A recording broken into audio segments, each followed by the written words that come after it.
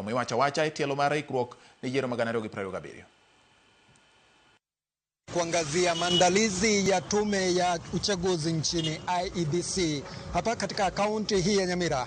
Tupo Nyamira mjini ambapo tunaungana na baadhi ya wakazi wa eneo hili ili na watueleze, je, wanahisi kwamba tume hii imejiandaa fika kuhusiana na masuala ya uchaguzi mkuu unaokaribia, na je, wanahisi kwamba wameridhishwa na ile sajili ya wapiga kura. Kwa majina mimi ni Danny Cliff Kebaso Maoga, ni mkaaji wa Nyamira.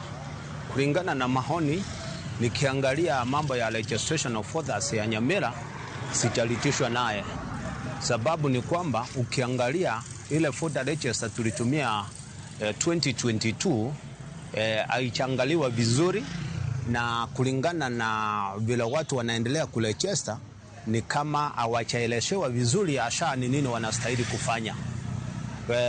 Na kulingana na hayo, mimi ningependa kusema wale wanasiasa ambao wameonekana wanaenda kungangania hii kiti ni kama hawachaelezea mwananchi ni hasa ni nini anastahili kufanya, na kuambia waende wafanye registration.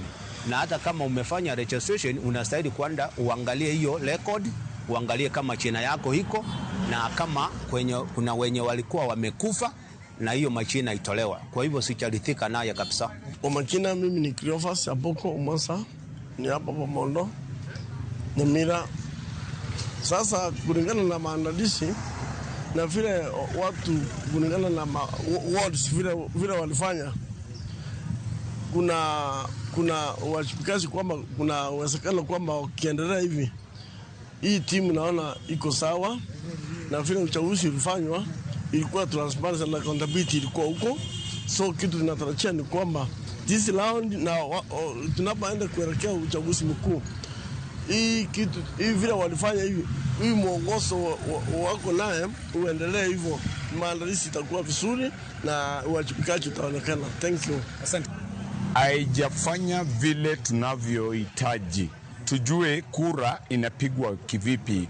Juu ukipiga cast vote ni kuweka, lakini kuna vile unaweka alafu unapata kuna spoiled, kuna rejected, kuna objected, kuna ingine inaitwa ni mingi. Na hao ni baadhi ya wakazi wa kaunti hii ya Nyamira wakizungumzia maandalizi ya tume huru ya uchaguzi na mipaka nchini IEBC. Wengi wakisema kwamba hawajaridhishwa na maandalizi ya tume hii, na wakizidi kuwarai kwamba waweze kutia jitihada zaidi kuhakikisha kwamba wapo tayari kuandaa uchaguzi huru na haki unapofika mwaka 2027. Kutoka kaunti hii